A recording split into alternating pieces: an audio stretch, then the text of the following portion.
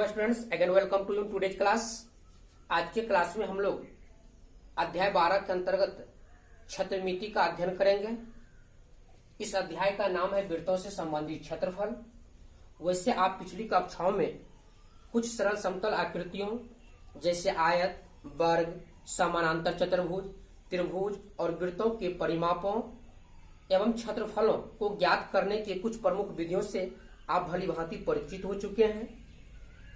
आज के क्लास में हम लोग मुख्य रूप से वृत्त के अंतर्गत क्षेत्रमिति की अवधारणा, वृत्त का परिमाप या परिधि, पाई की अवधारणा, पाई का सन्निकटमान एवं पाई से संबंधित मुख्य विचारधारा को हम लोग विस्तृत रूप से अध्ययन करेंगे।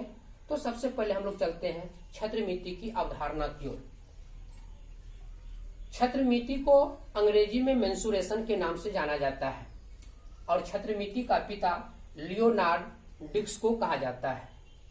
तो सबसे पहले हम यह देखते हैं कि क्षेत्रमिति दो शब्दों से मिलकर बना है, क्षेत्र प्लस मिति।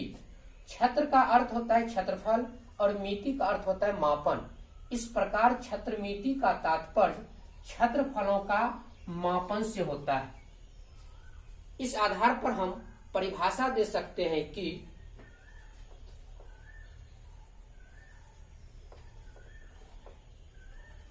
गणित की वह शाखा जिसमें हम विभिन्न प्रकार के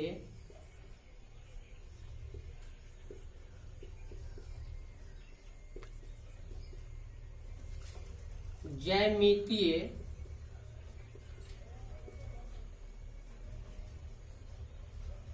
आकृतियों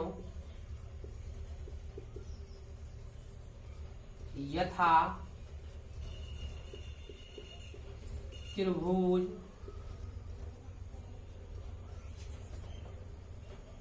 आयत, वर्ग,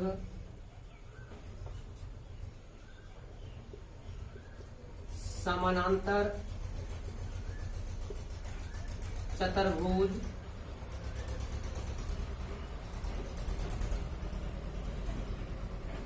समचतुर्भुज,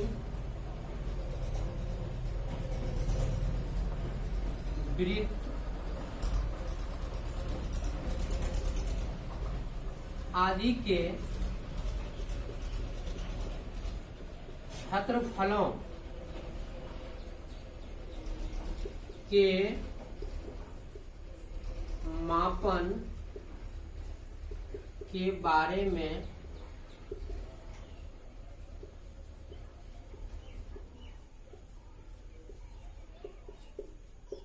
अध्ययन करते हैं।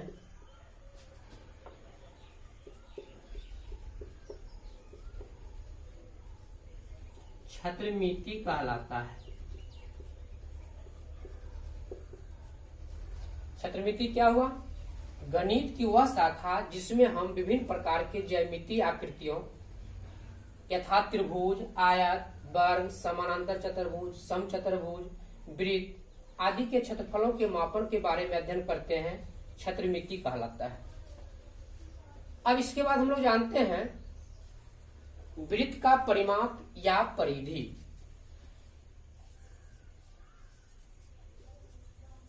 वृत्त का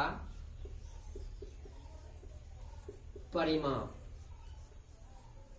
या परिधि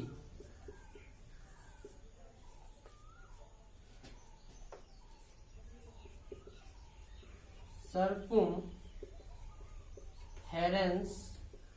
of circle।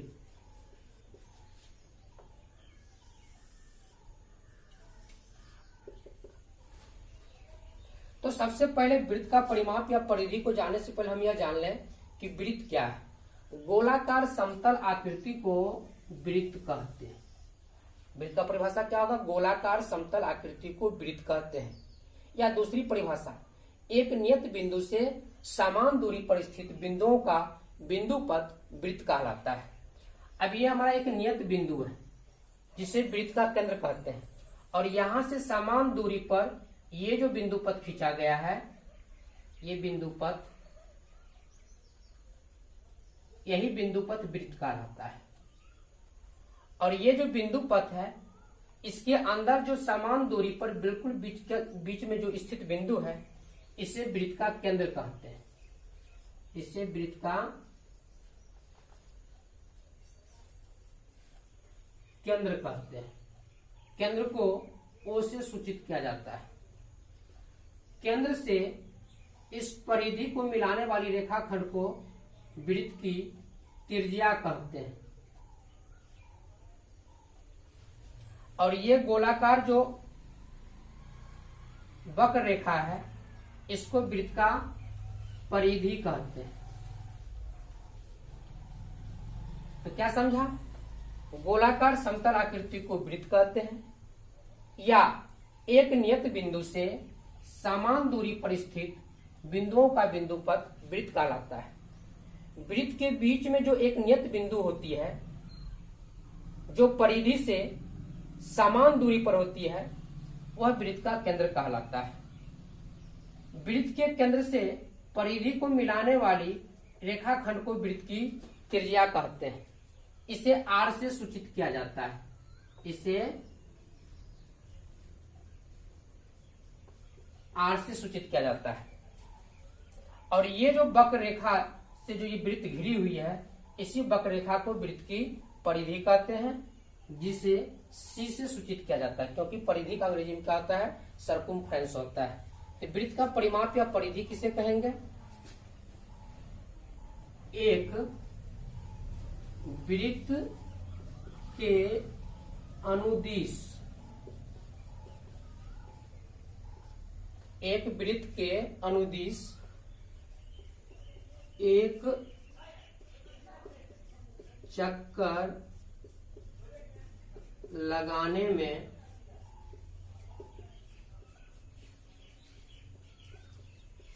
तय की गई दूरी को वृत्त का परिमाप या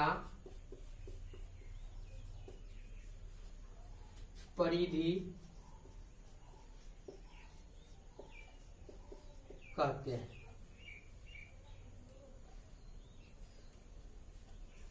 दूसरे शब्दों में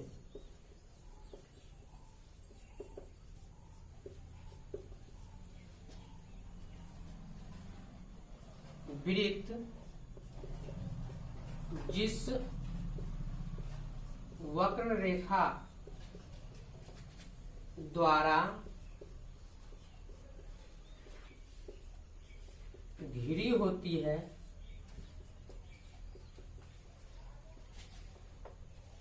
उसे वृत्त का परिधि कहते हैं। इसे सी से सूचित किया जाता है। वृत्त की परिधि C बराबर 2πr या πd, इसका फॉर्मूला आता है। वृत्त की परिधि बराबर क्या होता है? 2πr या πd, जहां r बराबर वृत्त की त्रिज्या, d बराबर वृत्त का व्यास,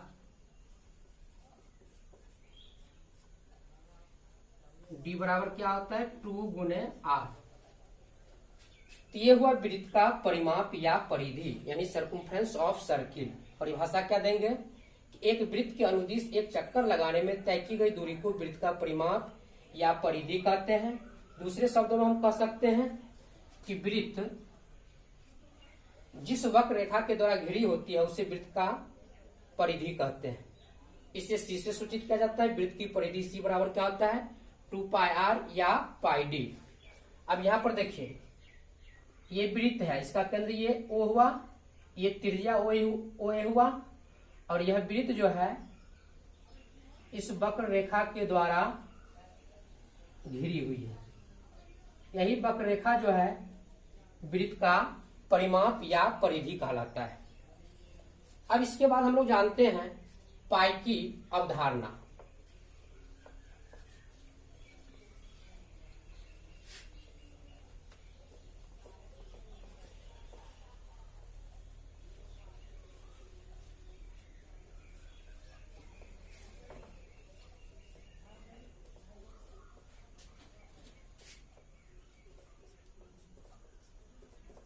पाई की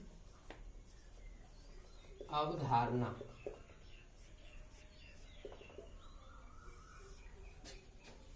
देखिए ये एक वृत्त हुआ जिसका केंद्र O है और केंद्र से परिधि को मिलाने वाली रेखाखंड को वृत्त की त्रिज्या कहते हैं।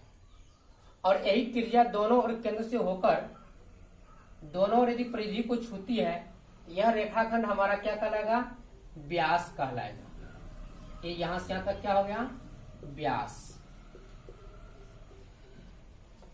तो वृत्त की परिधि और उसके संगत व्यास का जो अनुपात होता है उसको क्या कहते हैं वृत्त की परिधि और व्यास का जो संगत अनुपात होता है उसे पाई से सूचित किया जाता है, उसे पाई कहा जाता है। तो पाई की अवधारणा, पाई का परिभाषा क्या देंगे, किसी वृत्त की परिधि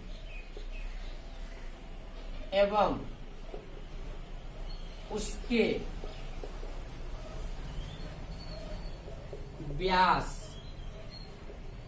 का अनुपात किसी वृत्त की परिधि एवं उसके व्यास का अनुपात अचर होती है जिसे ग्रीक अक्षर,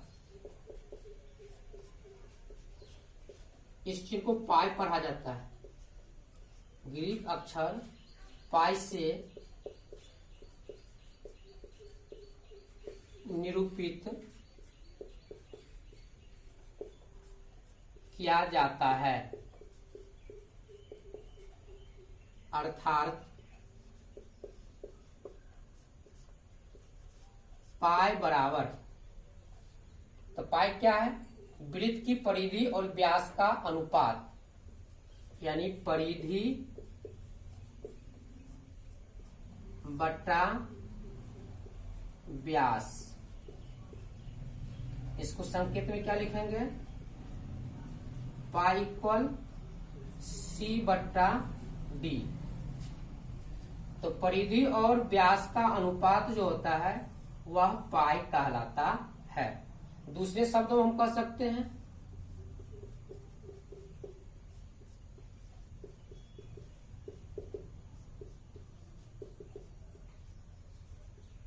वृत्त की परिधि एवं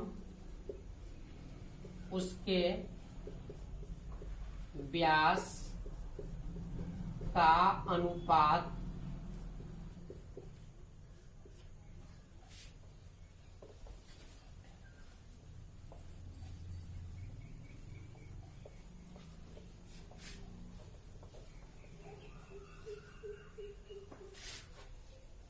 दूसरे शब्दों में वृत्त की परिधि एवं उसके व्यास का अनुपात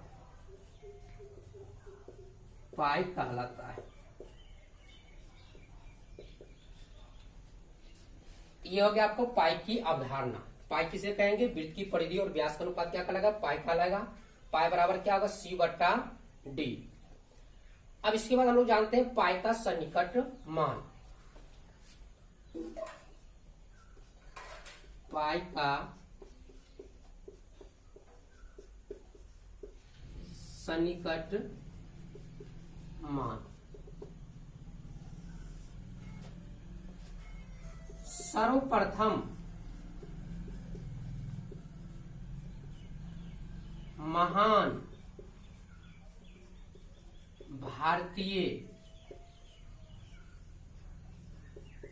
गणितज्ञ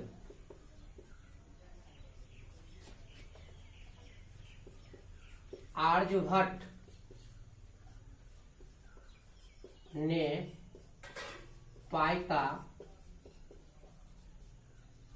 सन्निकट मान ज्ञात किया। इनके अनुसार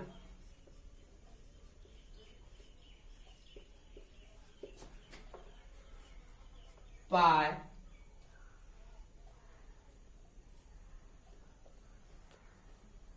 बराबर 62832/2/4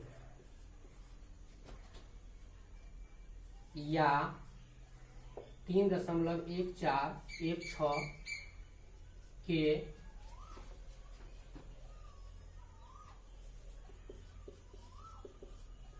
बराबर होता है। यानी पाई का सन्निकट मान सर्वप्रथम किसने दिया? महान भारतीय गणितज्ञ आर्यभट्ट ने दिया। इसके अनुसार पाई बराबर क्या होता है? 62832/2/4 या 3.1416 के बराबर होता है।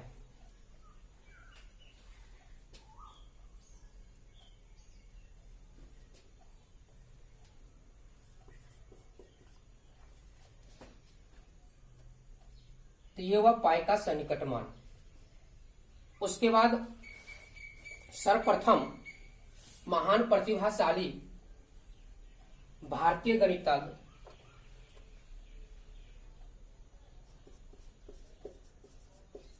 सर्वप्रथम महान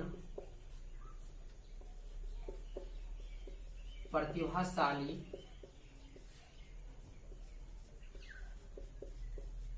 भारतीय गणितज्ञ श्री रामनिवास रामानुजन ने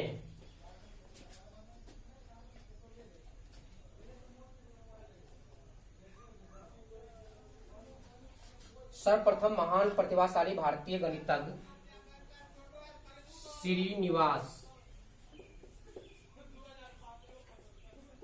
रामानुजन ने सर्वसमीका का प्रयोग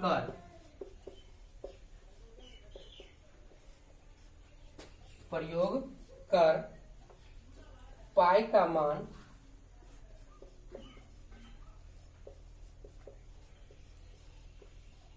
दशमलव के लाखों स्थान तक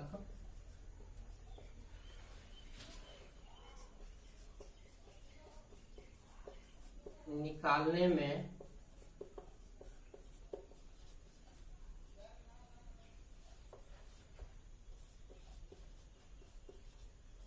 सफल हुए। तो क्या देखा? पाई का सन्निकट मान किसने दिया? महान भारतीय गणितज्ञ आर्यभट्ट ने दिया।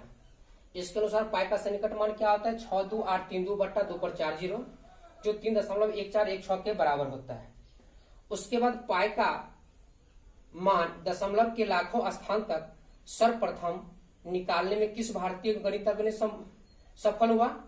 तो महान प्रतिभाशाली भारतीय गणितज्ञ श्रीनिवास रामानुजन ने सर्वसमीका का प्रयोग कर पाई का मान दशमलव के लाखों स्थान तक निकालने में सफल हुआ। यह था आपका पाई का सन्निकट मान। अब हम लोग जानते हैं पाई से संबंधित मुख्य बातें।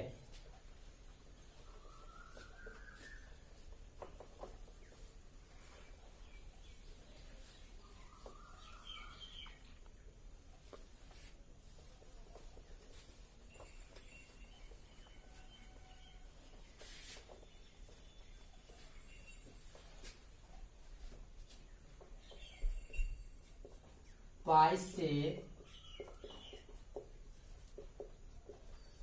संबंधित मुख्य बातें, इसको हम लोग एक बार पुनः रिवीजन के तौर पर पाई से संबंधित मुख्य बातें को जान लें। पाई से संबंधित पहली बात है कि पाई एक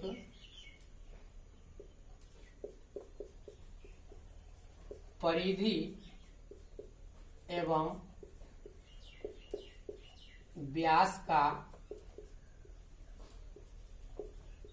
अचर अनुपात है। दूसरी बात है पाई का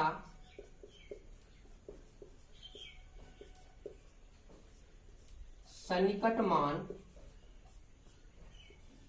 62832/2/4 या 3.1416 होता है। तीसरी बात है व्यावहारिक कार्यों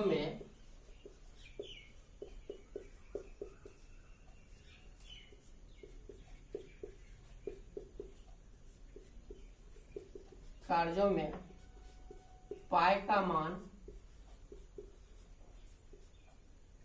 22/7 या 3.14 रखा जाता है। चौथी बात है पाई एक अपरिमेय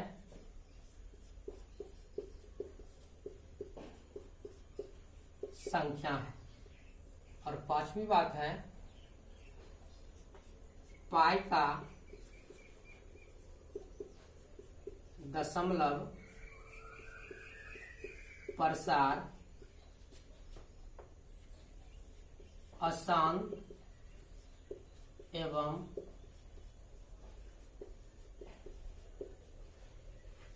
अनावर्ती होता है। ये हुआ पाई से संबंधित मुख्य बातें। पाई क्या हुआ? एक परिधि और व्यास का अचर अनुपात हुआ। पाई का सन्निकट मान 62832/2/4 या 3.1416 होता है। व्यवहारिक कार्यों में पाई का मान 22/7 या 3.14 रखा जाता है। पाई एक अपरिमेय संख्या है और पाई का दशमलव प्रसार अशांत एवं अनावर्ती होता है। तो ये था आज का मुख्य टॉपिक। इसके अंतर्गत आज आपने मुख्य रूप से क्षेत्रफल की अवधारणा, वृत्त का परिमाप या परिधि, पाई की अवधारणा, फिर पाई का सन्निकट मान और पाई से संबंधित मुख्य बातें को आपने जाना। इसके आधार पर हम लोग 12.1 प्रश्नावली का सॉल्यूशन जानेंगे। तो अगले क्लास में हम लोग प्रश्नावली 12.1 का सॉल्यूशन देखेंगे। आज के क्लास में बस इतना ही। धन्यवाद।